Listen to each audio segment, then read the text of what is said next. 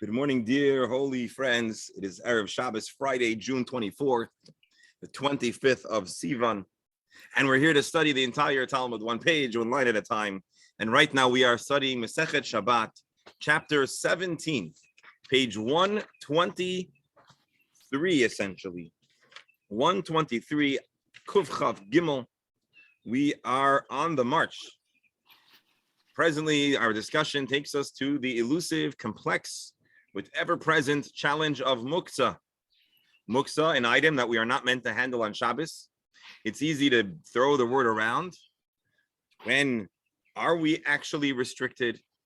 When are we not restricted from handling something? That's a big question. Many variables, many opinions, and we are presently going through that discussion. And in the moment, our discussion is a kli, a tool, which its primary use is not consistent with Shabbos observance, but you want to use it for an alternate purpose, an alternate function. Can you or can you not? The simple reading of our Mishnah, as Rabbi Steinsaltz presented it, as we understood it, is telling us that kli shemelachto le'isor, a tool that's primarily used to desecrate Shabbos, to do a melacha that's not Shabbosdik, can be used for alternate purposes. That is the opinion of Rabbah. Rav Yehuda, who speaks up first, however, in our Gemara, says, no, kornas, a hammer? No, we're talking about a nut-cracking hammer. And so on and so forth.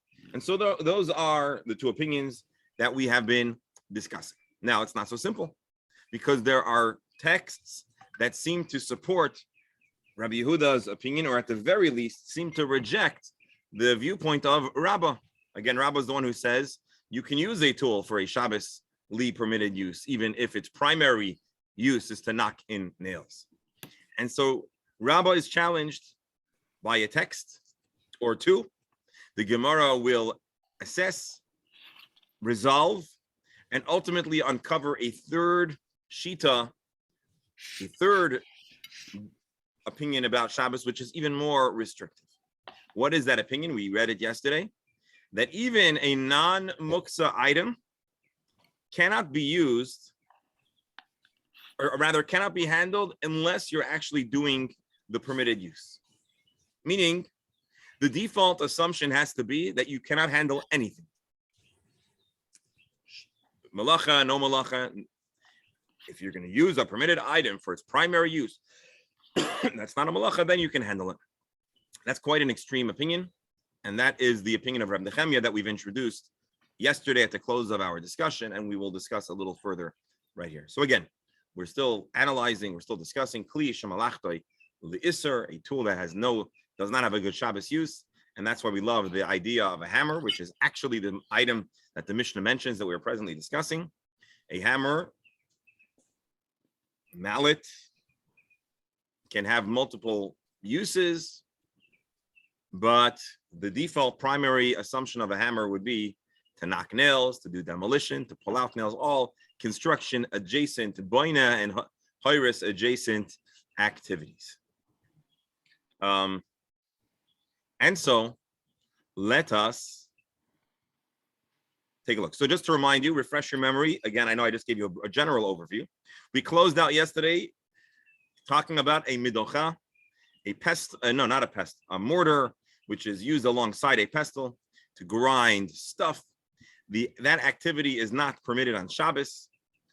The Tosefta says, if there's food in it, you can carry it. If there's no food in it, you cannot carry it, indicating that something that malachto le'isur cannot be carried, except for a very rare exception where there's food within it, which is a unique waiver to allow you to carry it. Challenging Rabbah. And here's where we kind of left off. Or here's the answer we read yesterday. Let's just read the answer again. And then we'll see the next question, which will once again cause us to think for a moment about Reb Nehemiah. And then, I know there's a lot of introductions, we'll introduce a third muksa consideration. Another type of muksa. Amar Le, Rabbah, in defense of himself, explains that the brisa above, the one about the mortar that we discussed yesterday, where you cannot handle it, indicating kli shemalachto le'isur cannot be handled for even permissible uses. Hamani Rab Nechemiah. This is the opinion of Rab Nechemiah. What does Rab Nechemiah say? Ein kli nital ella l'tzorich tashmishai. You cannot even carry around the keli unless you're actually using it. You're not allowed to run around the room, the bowl, a fork, I don't know, whatever else that's kosher, that's Shabbos, that's kosher on Shabbos. One may not do so. Anyways, that's the story. Esvei, another challenge to Rava, which will open another can of worms, as we might say, but really it's not a can of worms, because when you're in a process of exploration, discovering new things is not what we're afraid of, it's what we're eager for. Esvei, a challenge to Rava, again, who's the one who read our mission to say, Kli, a tool, a vessel, Shemalachtoi Li'isur, which has a non-Shabbos use, can be used for an alternate use. Beishamai Omer may noitlen ha eli likatsev alabasar or beisil matir. Beishamai says you may not use a large pestle here. I'll explain to you what's going on over here. The pestle usually is the thing that you crush with, right? Yes. But apparently it's wide enough, possibly, that it could be used in the reverse as a surface to cut meat. That's the way Rashi seems to read it. There are other commentaries, I think it was Rabbeinu Hananel who I saw, who actually imagines it on the reverse, that you put the meat on the pestle and then you bang it onto a knife. And so it's an upside down chopping motion. Why you do that, how you do that, I'm not sure. But the point is, one, the question is, can you use a pestle to do a permitted use? And here's something I didn't say yesterday, which is why it's good that we're starting on. We're talking about on Yontif. We're not talking about Shabbos, we're talking about Yontif. Let's read Rashi.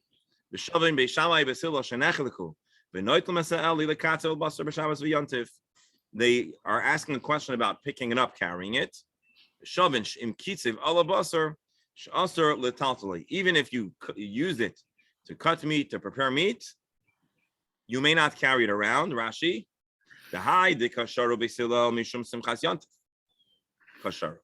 Beis Hillel allows you to cut meat on it because on Yontif you need to have meat, and so there are many things that would otherwise be prohibited that are allowed.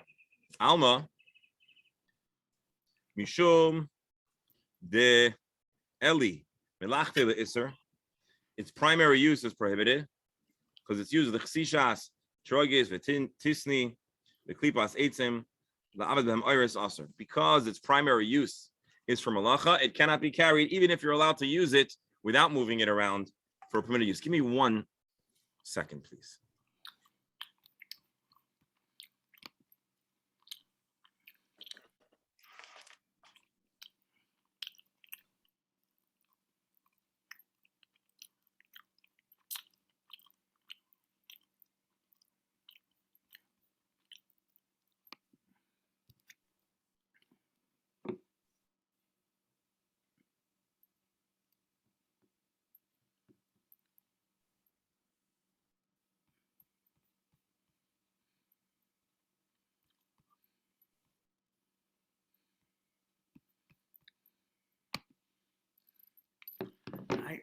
I can't hear you. Is it only me?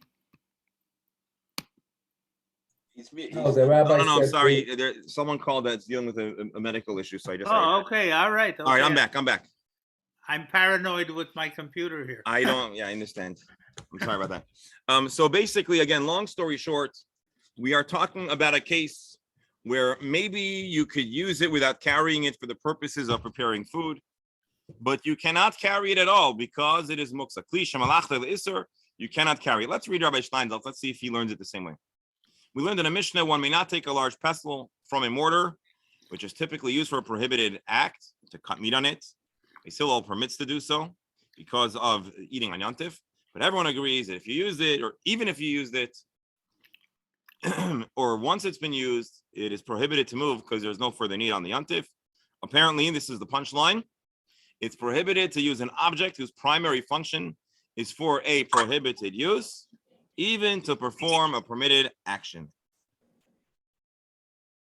Disproving or proving to be a challenge to Rabbah, who says you're allowed to handle a non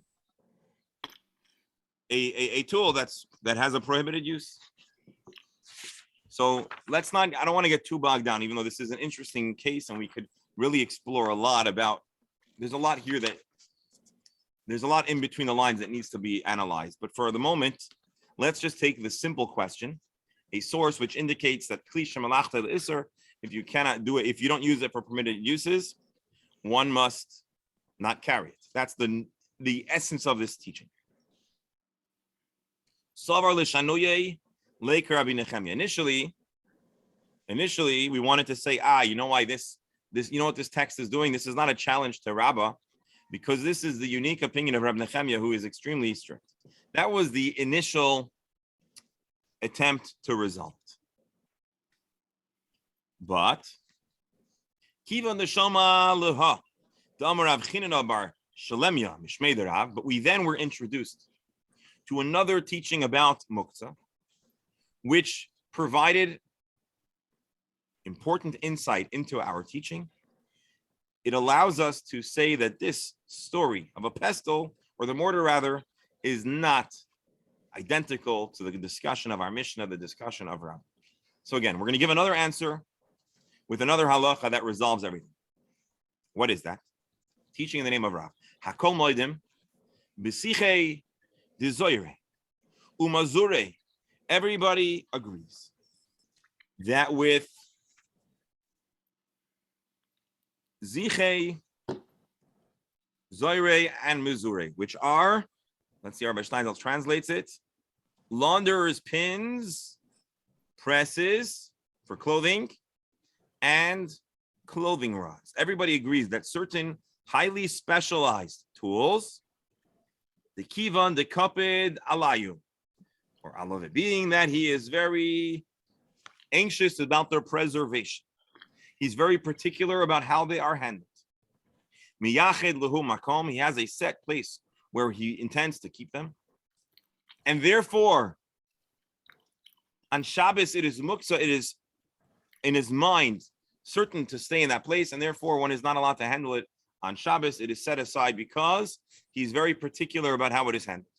Ha nami, the case of our pestle too, miyachid lehu makom, it has a set place where it is meant to be kept, and therefore it is muksa, it cannot be moved. But maybe you could do something on it, on the surface of it. Maybe that's how you can cut it. So let me just give a fast recap. I know there's been a lot of introductions, and we've been introduced to a new halacha. The new halacha is that on Shabbos you may have a tool which maybe is not muksa, maybe kli malachtoi leheter. It has a permissible use, but because a person is extremely particular about its location, and a person does not just have it floating around the house, it has a very set designated place, and he does not anticipate nor intend to have it moved from there. Therefore, it is muksa, it cannot be moved. And I suppose we can all imagine in our world, especially in our modern day, there are certain items that are really very set in a specific location. And so whether kli shemalachta le'isr or leheter, you don't intend to move it. We might say a computer. Forget the question of if it's a kli or not, but there's things that have a very set place. Rabbi, Yes, Rebel. couldn't a person create a scenario where he doesn't keep things in a permanent place just to work around this problem? Maybe a person could. Maybe before Shabbos, if a person has a specific intention to use his hammer, which always hangs, it's a special gold-plated hammer he got when he graduated. I don't know. Maybe if he undesignates it and he has it in the house with intention to use, maybe it's not muksa. But something that is typically kept with a very specific location and with great concern. Let's read Rashi so we can understand a little bit more of the theory behind why these words. Here are the words that we need to underline. Kivan de kaped alayu miyachlu makom. Something that is very makpid. What does the word makpid mean? Dr. Stammer, can you give us a word for makpid? Being strict about something. Strict. So in an interpersonal relationship, makpid would be that you take affront at a behavior that's unbecoming. But in a person's own behavior, makpid is they're meticulous about how something is handled, how something is treated. Why are these items here, these pins and spindles and poles? Why is somebody so meticulous about them? What's special about them? So Rashi explains, Klid Saba'inhim. These are tools that are used in the dyeing process. Levi Pirish Klid Argim. Or alternatively, it's implements that are used for weaving. What are they? Siche hein hamudim.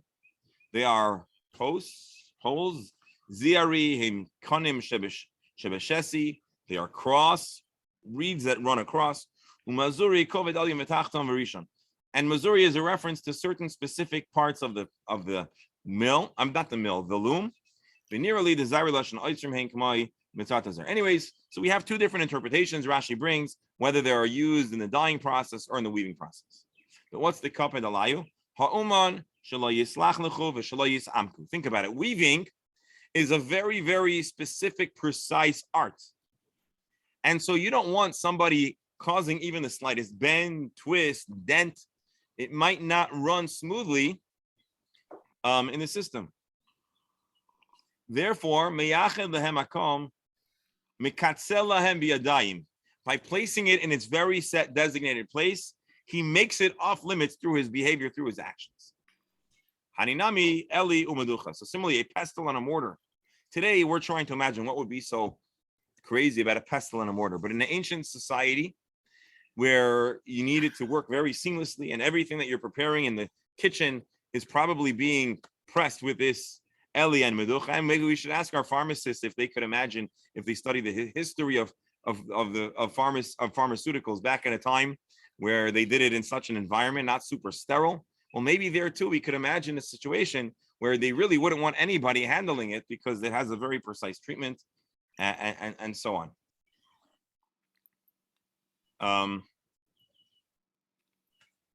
Tosfos actually makes it even make more sense. He says these are tools for processing silk. And we know that silk is both highly valuable, highly delicate, and certainly that is a precision industry where you don't want anything to be askew, amiss, and dented, damaged, broken, or misplaced. So, for example, if you received an award after being president of the board or of the federation or whatever, and the plaque you received had a mallet representative of your service, or a gavel, I should say, that gavel, you want it to maintain it's to display. You want it to have its pristine, proper look. Imagine if you have a visitor over and they need to knock a nail, and so they go to the wall where you have they go to your office, to your study where you have your award, and they slip out the gavel and they start trying to hack a nail. How would you feel about that? I don't imagine you would feel very good about it because you're very particular.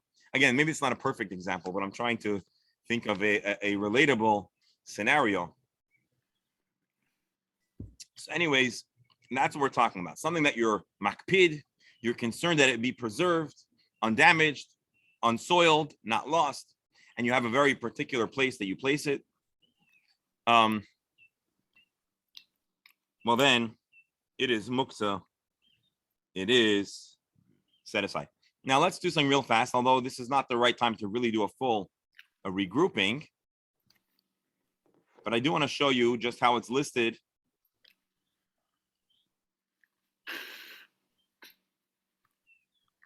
No. Okay, not yet. We'll get there.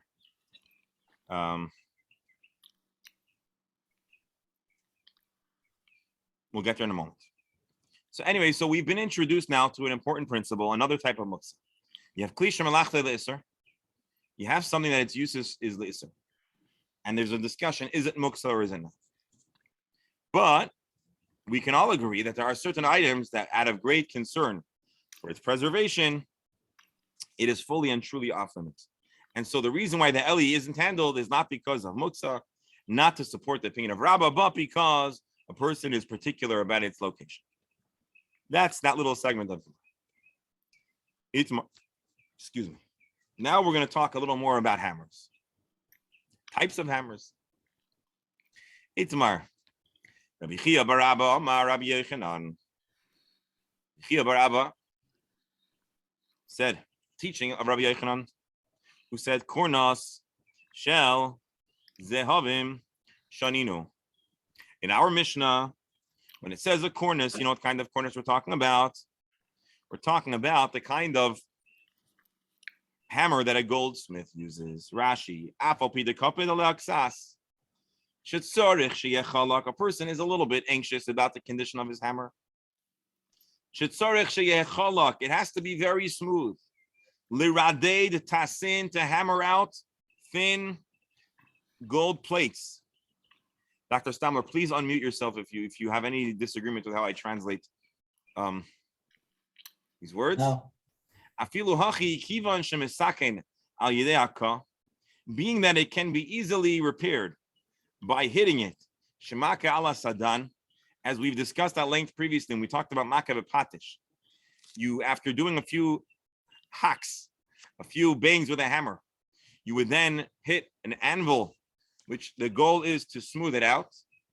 Because the repair is easily accessible and prevalent, a person doesn't really set it aside. A person is not that crazy about how it is handled.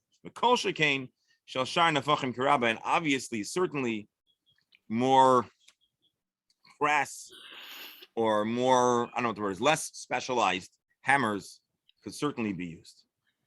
So again, if we say kornashel zahavim, we're essentially expanding the type of hammers that can be used interchangeably, and we don't say that it is muksa machma and kivan de machmas. What was the right word we used over here? Well, we'll see the halachic word, but in our case, it's not muksa because he's very machmit. There's another opinion though. Rav Shemin bar Abba Amar kornas shel besamim shaninu. We're actually describing a kornas used for preparing spices. A hammer that's used for grinding spices obviously needs to be unsoiled. It needs to be used exclusively for the preparation of food, because your customers are not going to come back if the cinnamon they bought has a metallic taste, or if there is some cement fragments or dust in your, in your spices. Rabbi. Hold on. So therefore, if we're saying that it could even be a kornashel b'samim, we're really expanding the permissibility of using the hammer, even in a case where the owner probably is makpid. Beryl? Beryl? Go ahead. Hello? Rabbi. Yes. Why would we use such a specialized thing like a goldsmith's hammer? We're not saying that you should. How many people would have it? We're not saying that you should use it. We're asking for the purposes of Shabbos. Would one be allowed to handle a kornashel b'samim, which the act of crushing b'samim is prohibited on Shabbos? No, I'm talking about a goldsmith's hammer, which is a rare thing. Only a goldsmith would have. Nachon. Why would we use such a We're narrow not saying example? that you would use it.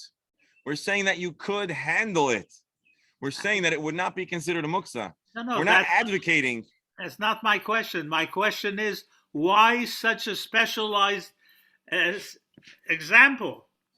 I mean, if you would think, how many times would a Rav have a shaila about a goldsmith's hammer? It's basically, here's the answer. Many times in law, not just in Jewish law, we discuss the extreme cases, but not because the extremes are the prevalent in reality, but it clarifies everything between the extreme to the center, if you will.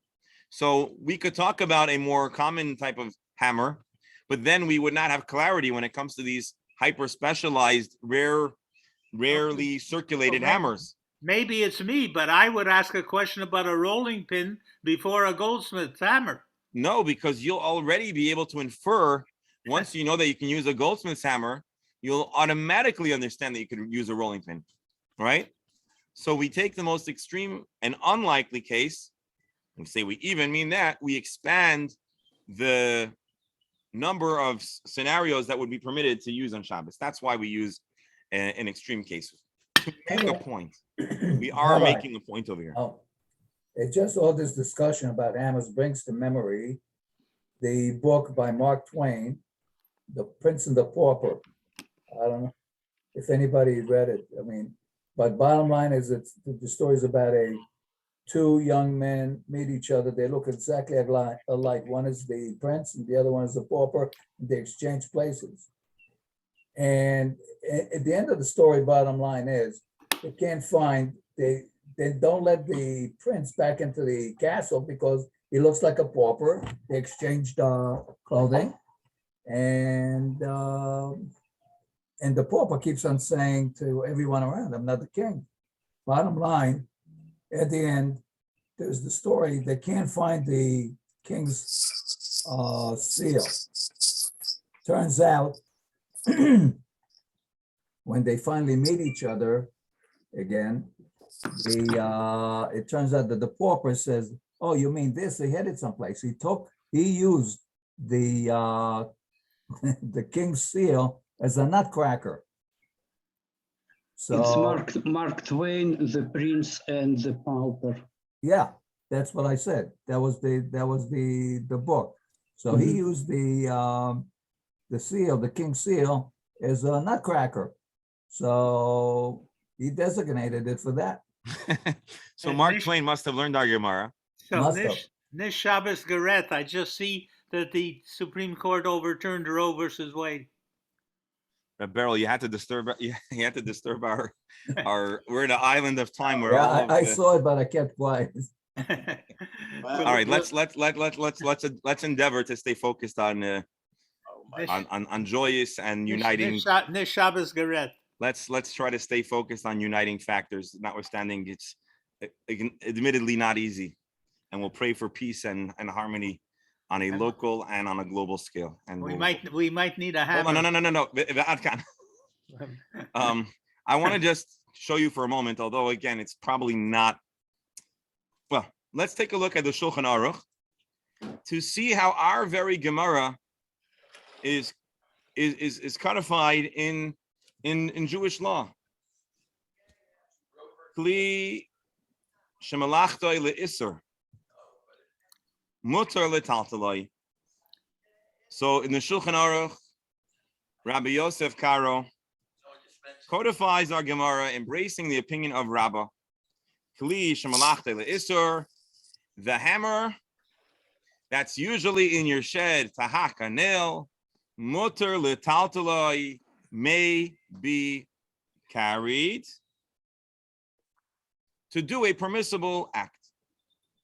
Bein l'tzarich gufay, whether to use the actual hammer, kigain kurnos shel zahavim, and he brings the very example of our Gemara. For example, a hammer that's usually used to work gold, a highly specialized, high-value tool, oy nafachim, or a blacksmith, which is also a highly specialized science. But the way I imagine, anyways, the hammer is probably a little more coarse, although that's probably not exactly true either. Or at the very least, it's a dirtier industry, I think. And you can use it, you can use it to crack nuts. Maybe he's saying that the category is so large from a goldsmith's hammer. Yes. That's what we're saying. Even any kind of hammer. Right. Now realize, I don't know at what point in human history hammers and nails became something that everybody had in their house. Like today, everyone has a hammer in every house.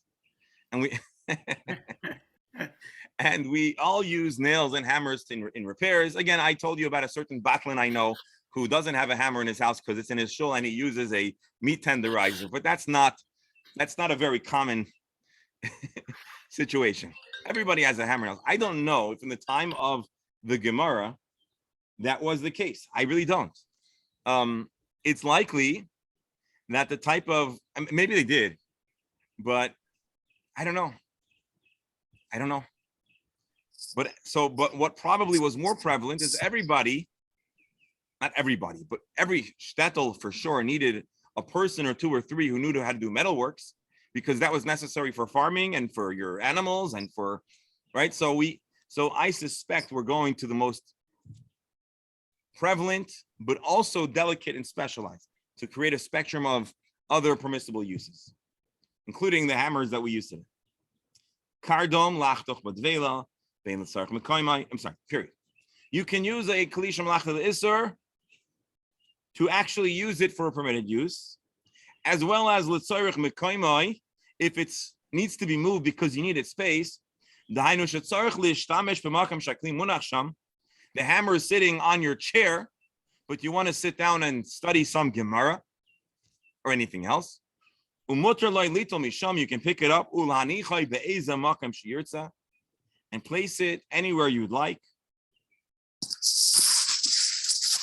Now I want to show you one more line. And again, in a way, we're getting ahead of ourselves, but I do want to show you how our Gemara immediately informs and how the machlokes is resolved on the level of halacha. Reb Beryl, look carefully, because this is a question that we asked. And Dr. Hammer, I think this is also a question that you asked, and I said that I wouldn't answer yesterday. This should answer our question. Kol muksa, and the Gemara is going to discuss it, but I don't want to wait. It's in our text, and we're here.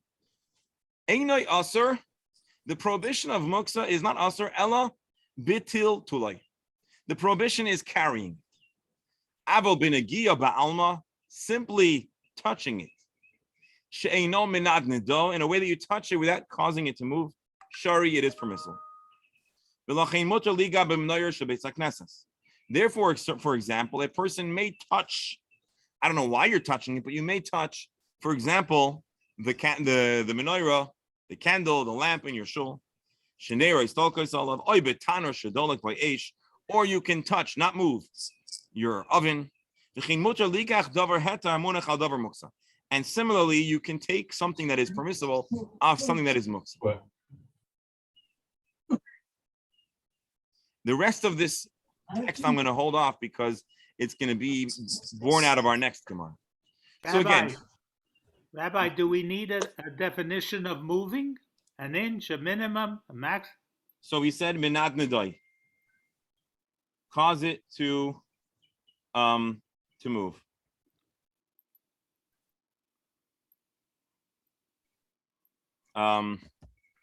That's the words of the Shulchan Aruch. So we'll see more of the discussion. Moving is not equivalent to carrying. With its limitations, it's a different type of action. Pizza. I'm sorry? Moving, it follows that moving is different from carrying. It's a different type of action. And the limitations of carrying don't apply to it. Correct.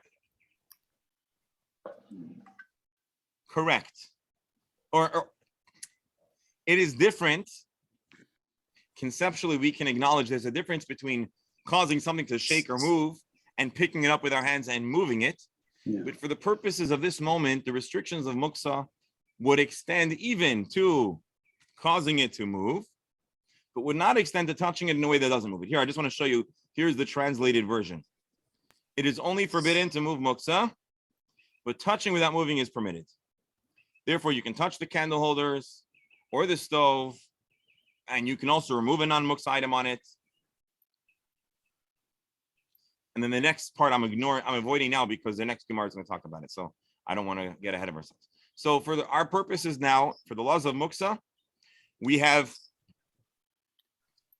it has to do with causing it to move. And now if we'll go back and read our Gemara, some of the details that we talked about will make sense. For example, at least it's plausible that the use of this pestle on Shabbos, or Yontif rather, was in a way that you didn't use it. I think that's Tosfos's interpretation. Well. So Rabbi, if we go back to your example of something on a chair, if you just push it aside to sit, that's not allowed, or we're still arguing about that? We didn't talk about that. Actually, we did. We said you could remove it. Something that is prohibited to handle because its typical use is Shabbosdik, can be moved for either to use it for permissible use, and it can be used for permissible use. So yeah, You can use it. You can move it rather. There are exceptions, but that's the general principle. This is, by the way, I just want to clarify. The Gemara that we're studying now in this segment of Shulchan Aruch is a monumentally important part of the discussion of muktzah. In other words, to have and most people don't know this, to be very honest, unless the person has a very extensive yeshiva education or a very extensive, self journey of exploring the laws of Shabbos. Many people don't know this, but these are the fundamental building blocks to understand the theory of muktzah. You can't handle a saw, but if there's a permissible use, you might be able to use it, a hammer and the like, unless it was so utterly set aside for another reason. For example, it's gross, delicate, valuable, a few other scenarios that we're going to discuss. So we're right now in the process of really reviewing some of the very, very important building blocks of understanding laws of Shabbos and Muktzah. Doctor? So this clarifies my question of yesterday about putting something on I believe it does. Or leaning on a car. Yeah. So I believe this addresses your question entirely. Yeah. That was part of what motivated me to read it now, even though we could.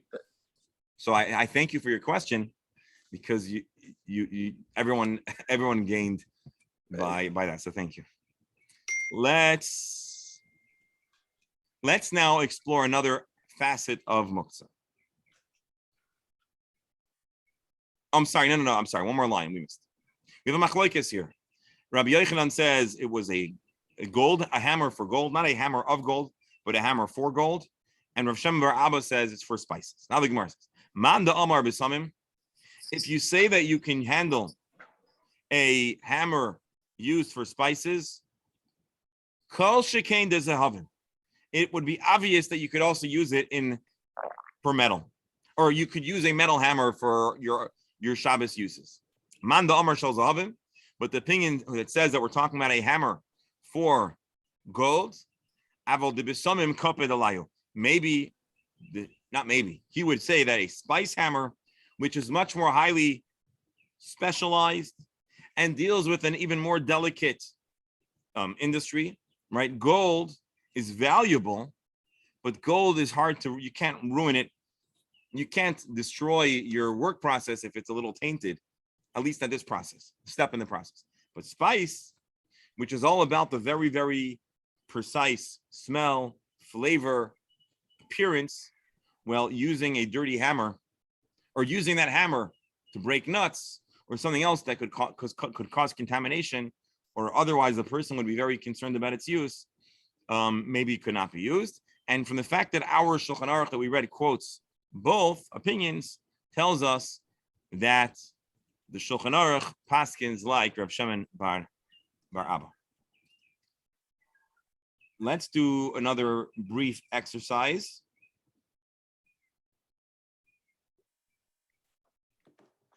I wanted to see if the Rambam quote discusses which kind of hammer, but he doesn't in this source. So that's interesting. Doesn't look like the Rambam discusses that at least not in the sources that are connected. Now we're going to go on to another segment, another facet of the muktzah conversation. So just to recap, what we've discussed now is muktzah machmas isur, something that is primary use is prohibited, can be used for a secondary use. This is the viewpoint of Rabbah, of course, noting that Rav Yehuda disagrees. Now the Gemara goes on to read the next line in our Mishnah. Mishnah continues to say, Hakush ve'esa karker. One may use a reed or a shuttle. We're talking about two pointy-ish implements which are used for non-Shabbos uses, but you're using it to serve food. You're not allowed to do malacha. You're allowed to eat. And the Mishnah says you could use this for the non-primary use. Tan Rabbanan, a brisa that elaborates or talks about this use. Haga shetamana beteven, a fig that is not yet ripe and therefore it is placed in straw to ripen. I think today they say if you have a fruit that's unripe, you could put it in a brown paper bag, and the paper bags hasten the ripening. Have you heard that? Yeah. So it doesn't look like in the time. You're supposed to put another fruit in there, also like an apple. Put or another something. fruit, right? Yeah. In the time of the Mishnah, it does not appear that they had Okay. brown paper bags, just a hunch, but they had straw. And so apparently it was common to place an unripened fruit in straw. Vicharora, a type of food, Rabbi Steindl translates a cake. Shetamana b'gechalim, that was placed inside of the coals to cook, to heat up. In megula mixasa, if it is partially protruding, it is partially uncovered, mutar l'tatla, then one can remove. V'imlav, but if it is entirely covered up by muktzah, what's muktzah? Straw is muktzah, and the coals are muktzah. Asr l'tatla, one is prohibited from moving aside the muktzah, and by extension, one is prohibited from handling the fig. Let's read Rashi. Haga, te'ena shlei bishlei kol tzarka, a fig that's not ripe, v'toimnin b'teven, and they would put it inside of, they do have tmana, they'd enclose it in straw, lispashel, v'teven muksa haver letit. Teven, straw is muksa because its primary use is for construction. Rashi Didn't in we have- megula mixasa. Didn't we have a case like this where they were using the straw for insulation? We had a whole thing when we were discussing insulation a couple months ago. Yes. About we could In the push it conversation aside. Yes. Sheyachol la'oichza b'makom hamegula. If you're able to pick up the fig from the uncovered part, the afilu tiltum min atzad leka. Here, it's not secondary handling. You're actually handling the non-muksa. She'ein sarich la'agbiya hateven, because you're not actually lifting the straw. El magbiya makom hamegula v'hateven nishmat v'nayf. If you can extract the item without handling the straw, well, then you could, but if not, not. That is the Bryce. Rabbi. Hold on. Can you hold the thought just for a second? Sure. Rabbi Elazar ben Tadai Amar, Rabbi Elazar ben Tadai disagrees and says, what do? You have food and it's surrounded by muksa.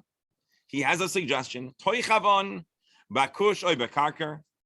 Stab through the straw the fruit that with a reed or a shuttle. Vehain nin arot melihem. And as you pick it up, the straw, the coal fall aside without you having to handle the muksa. Amar Rav Nachman, upon this, Rav Nachman stated, Halacha Keblaza ben Tadai. Rav Nachman Paskins, at this point, that the halacha follows Rav Elazar ben Tadai, which indicates that one would be allowed to extract the fruit in this manner, as explained by Rav Elazar ben Tadai. So again, there's a machloikis. You have a non-muksa item surrounded by muksa. The first opinion says, the first statement of the Mishnah says you're not allowed to push aside the straw. That's muksa, that's moving muksa. Not okay. If it's partially uncovered, well, then you can just take the non-muksa item. Rav Elazar ben Tadai has a proposal. You can stab something through, extract the non-muksa item, and even if the stuff falls aside, no big deal. The Gemara is now going to attempt to probe Rabbi Nachman's statement to understand what is he saying and what is he not saying. Now, I want to do something here that we don't always do, but I do on occasion. Rabbi Nachman, that we're talking about here, is Rabbi Nachman bar Yaakov, says the Sefaria, who is an Amoira of the third generation, meaning he lived approximately 290 to 320, which just shows us, first of all, how short a lifespan many of these great sages had. Nachman was, I don't know where these bios are from, but he was a brilliant judge in Arda. His family had connections to the Exilarch. His wealth gave him special kind of Chazal. He lived a long life. Well, that would make a problem with how that's. Anyways. All right, so there's more research to do. The only reason why I showed you that is because I wanted to show you this. Rav Nachman is Rav Nachman. That's an Amora of the Gemara. And if you hear the name Rabbi Nachman in Hasidic circles, that's Rabbi Nachman of Breslov. He lived around 200 years ago. Not the same person. This Rav Nachman lived 800. Is that right? No.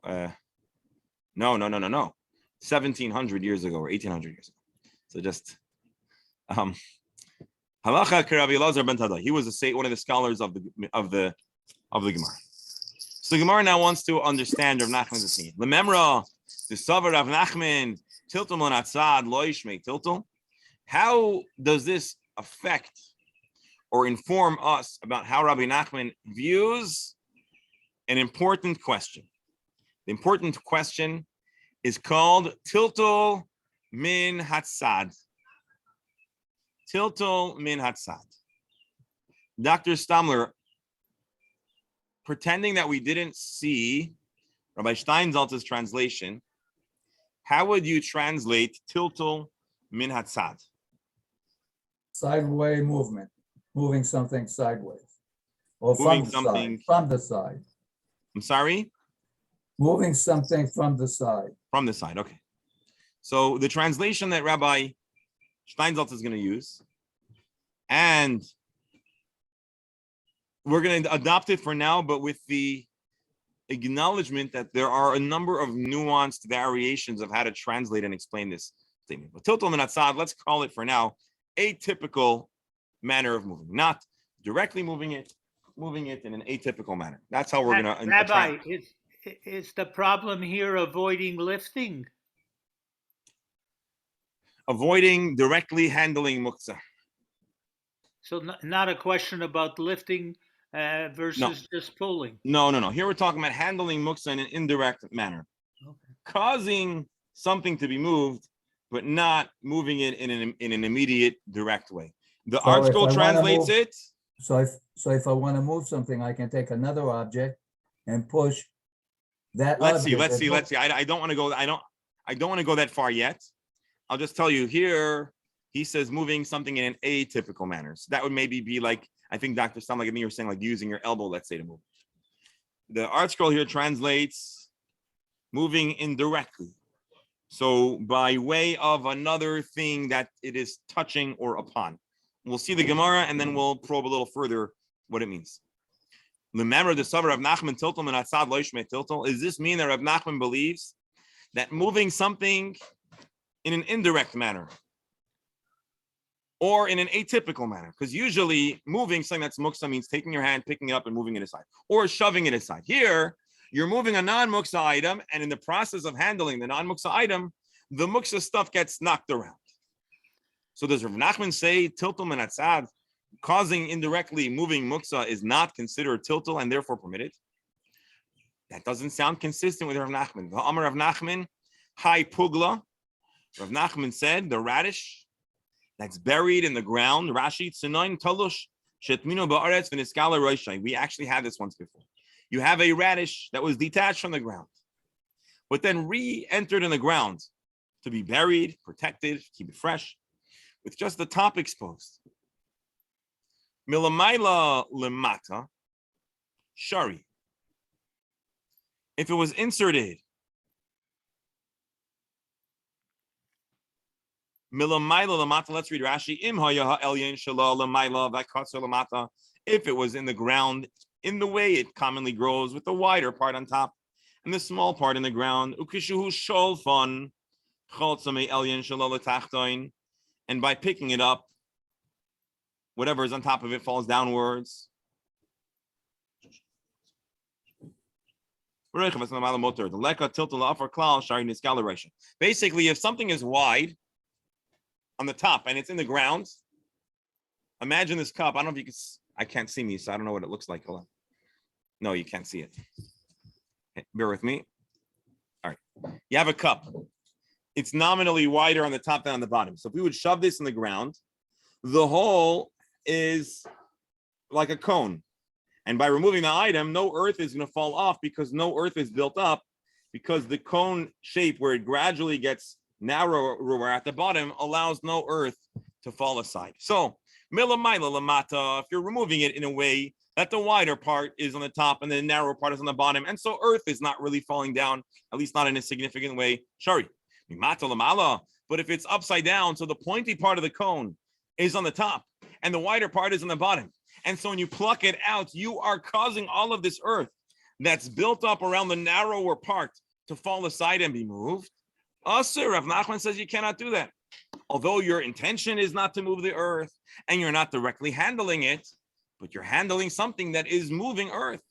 And Rav Nachman says you're not allowed to do that. You know what the Gemara answers? Rav Nachman changed his mind.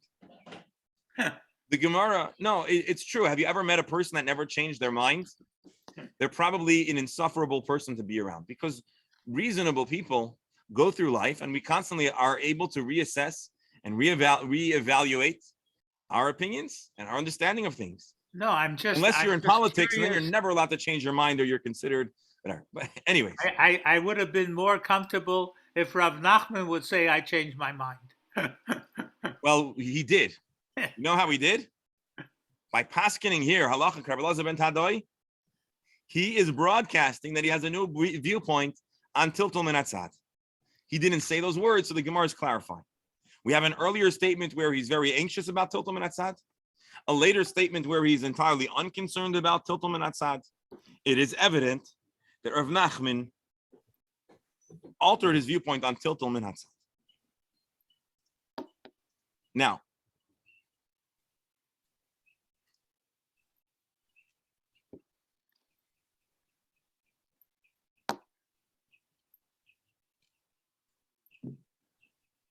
I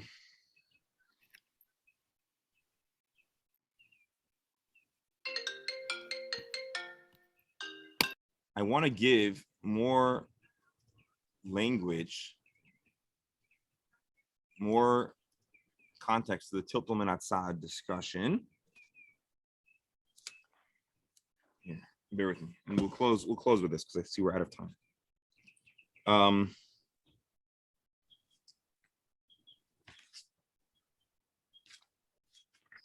Bear with me a moment. I'm on the wrong page. That's right.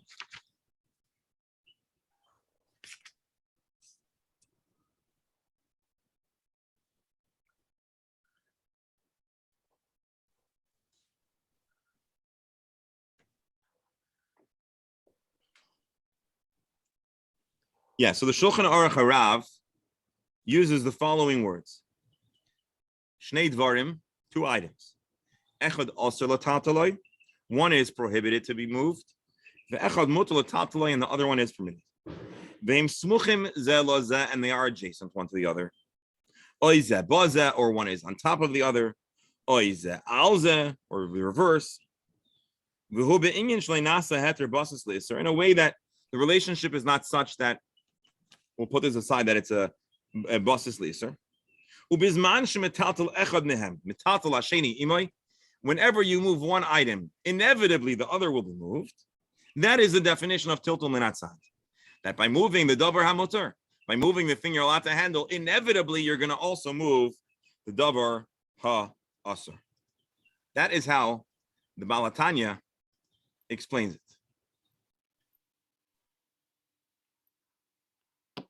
However, Rashi elsewhere in the Gemara indicates his viewpoint that it means kila achar yad in an offhanded, in an indirect way.